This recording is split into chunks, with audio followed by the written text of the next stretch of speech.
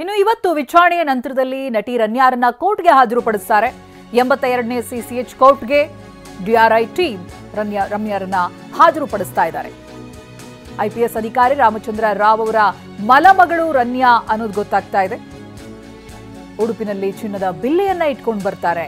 ಜೊತೆಗೆ ದುಬೈಗೆ ತಾನು ಹೋಗ್ತಾ ಇರೋದು ಬಿಸ್ನೆಸ್ ಪರ್ಪಸ್ಗೆ ಅಂತಾನು ಹೇಳ್ಕೊಂಡಿರ್ತಾರೆ. ಆದರೆ ಡಿಆರ್ಐ ಟೀಮ್ಗೆ ಅನುಮಾನ ವ್ಯಕ್ತವಾಗಿದೆ, ಹಾಗಾಗಿ ಸಿಕ್ಕಾಕೊಂಡಿದ್ದಾರೆ. ಈ ಬಗ್ಗೆ ಮಾಹಿತಿಯನ್ನ ಪಡೆದುಕೊಳ್ತಾ ಹೋಗ್ತೀನಿ. ಪ್ರತಿನಿಧಿ ಕಿರಣ್ ಲೈವ್ ನಲ್ಲಿ ಜಾಯ್ನ್ ಆಗ್ತಾ ಇದ್ದಾರೆ. ಕಿರಣ್, ಇದಾಗಲೇ ವಶಪಡಿಸಿಕೊಂಡು ಜೊತೆಗೆ ವಿಚಾರಣೆಯನ್ನ ಕೂಡ ಮಾಡಿರೋದ್ರಿಂದ ಈ ಹಂತದಲ್ಲಿ ಅವರ ಹಿಸ್ಟ್ರಿ ಏನಾದರೂ ಗೊತ್ತಾಗ್ತಾ ಇದೆ ಈ ಸ್ಮಗ್ಲಿಂಗ್ ಸಂಬಂಧಪಟ್ಟ ಹಾಗೆ? ಕಿರಣ್, ಚೈತ್ರ, ಈಗ ಒಂದಷ್ಟು ಇನ್ಫಾರ್ಮೇಷನ್ ಪ್ರಕಾರ ಈಗಾಗಲೇ ಎನ್ಕ್ವೈರಿಯನ್ನು ಡಿಆರ್ಐ ಅಧಿಕಾರಿಗಳು ಮಾಡ್ತಾ ಇದ್ದಾರೆ. HBR ಲೇಔಟ್ನಲ್ಲಿರುವಂಥ ಅವರ ಹೆಡ್ ಕ್ವಾರ್ಟರ್ಸ್ ಏನಿದೆ, ಡೈರೆಕ್ಟರ್ ರೆವಿನ್ಯೂ ಇಂಟೆಲಿಜೆನ್ಸ್ ಆಫೀಸಲ್ಲಿ ಈಗಾಗಲೇ ರನ್ಯಾರಾವ್ನ ಇಟ್ಕೊಂಡು ಎನ್ಕ್ವೈರಿ ಮಾಡ್ತಾ ಇದ್ದಾರೆ. ಈ ಹಿಂದೆನೂ ಕೂಡ, ಯಾಕೆಂದರೆ ಇದು ಫಸ್ಟ್ ಟೈಮ್ ಮಾಡಿಲ್ಲ, ಫ್ರೀಕ್ವೆಂಟಾಗಿ ಅವರು ಈ ಒಂದು ಸ್ಮಗ್ಲಿಂಗನ್ನು ಗೋಲ್ಡ್ನ ದುಬೈಯಿಂದ ಇಲ್ಲಿಗೆ ಬೆಂಗಳೂರಿಗೆ ತರ್ತಾ ಇದ್ದಿದ್ದು ಅನ್ನೋದು ಈಗ ಒಂದಷ್ಟು ಇನ್ಫಾರ್ಮೇಷನ್ ಸಿಕ್ಕಿದೆ. ಇದಕ್ಕೆ ವಿಚಾರವಾಗಿ ಹಿಂದೆ ಯಾವಾಗ ಬಂದಿದ್ದು, ಏನಕ್ಕೋಸ್ಕರ ಹೋಗಿದ್ದು, ದುಬೈಲಲ್ಲಿ ಅಲ್ಲಿ ಕಾಂಟ್ಯಾಕ್ಟ್, ಯಾಕೆಂದರೆ ಇದು ಕಂಪ್ಲೀಟಾಗಿ ಒಬ್ಬರು ಮಾಡುವಂಥದ್ದಲ್ಲ, ಕಂಪ್ಲೀಟ್ ಒಂದು ನೆಟ್ವರ್ಕ್ ಇರುವಂಥದ್ದು. ಅದು ದುಬೈಯಿಂದ ಅಲ್ಲಿಂದ ಏನು ಪರ್ಚೇಸ್ ಮಾಡ್ತಾರೆ ಅಲ್ಲಿಂದ ಮತ್ತೆ ಇಲ್ಲಿ ಡೆಲಿವರಿ ಆಗೋವರೆಗೂ ಸಾಕಷ್ಟು ಜನ ಬರ್ತಾರೆ.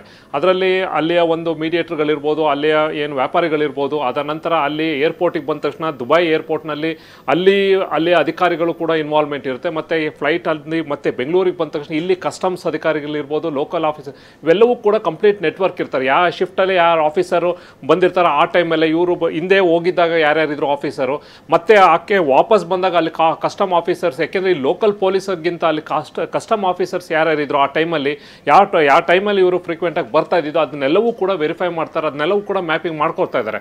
ಯಾಕೆಂದರೆ ಇವರು ಒಬ್ಬಳೇ ಇದರಲ್ಲಿ ಇನ್ವಾಲ್ವ್ ಇಲ್ಲ, ಕಂಪ್ಲೀಟಾಗಿ ಒಂದು ನೆಟ್ವರ್ಕ್ ಇರುತ್ತೆ.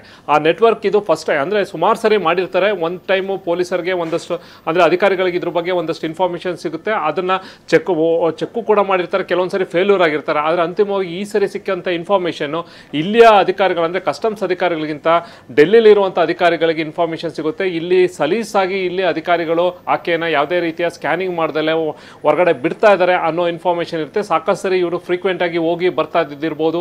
ಎಲ್ಲವೂ ಕೂಡ ಎಲ್ಲೋ ಒಂದು ಕಡೆ ಒಂದಷ್ಟು ಇನ್ಫಾರ್ಮೇಷನ್ನು ಡೆಲ್ಲಿ ಪೊಲೀಸ್ ಏನು ಡೈರೆಕ್ಟರ್ ರೆವಿನ್ಯೂ ಏನು ಇಂಟೆಲಿಜೆನ್ಸ್ ಆಫೀಸರ್ಸ್ ಇದ್ದಾರೆ ಅವ್ರಿಗೆ ಇನ್ಫಾರ್ಮೇಷನ್ ಸಿಗುತ್ತೆ. ಅವರು ಈಕೆ ಅಲ್ಲಿ ಟೇಕ್ ಆಫ್ ಆದ ತಕ್ಷಣ ದುಬೈಲಿ ಏನು ಎಮಿರೇಟ್ಸ್ ಫ್ಲೈಟ್ ಹತ್ತ ತಕ್ಷಣ ಇಮಿಡಿಯೇಟಾಗಿ ಡೆಲ್ಲಿಯಿಂದ ಇಲ್ಲಿ ಬಂದು ಆಕೆಗೋಸ್ಕರ 2 hours ಮುಂಚೆನೇ ಆಕೆ ಏನು ಫ್ಲೈಟ್ ಇಲ್ಲಿ ಬೆಂಗಳೂರು ಡೈರೆಕ್ಟಾಗಿ ಬರುತ್ತೆ, ಇಲ್ಲಿ ವೆಯ್ಟ್ ಮಾಡ್ತಾ ಇರ್ತಾರೆ.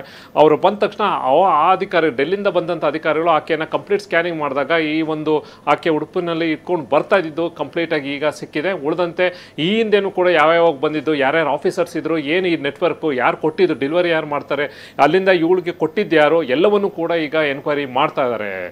ಓಕೆ, ಥ್ಯಾಂಕ್ ಯು ಕಿರಣ್ ಮಾಹಿತಿಗಾಗಿ.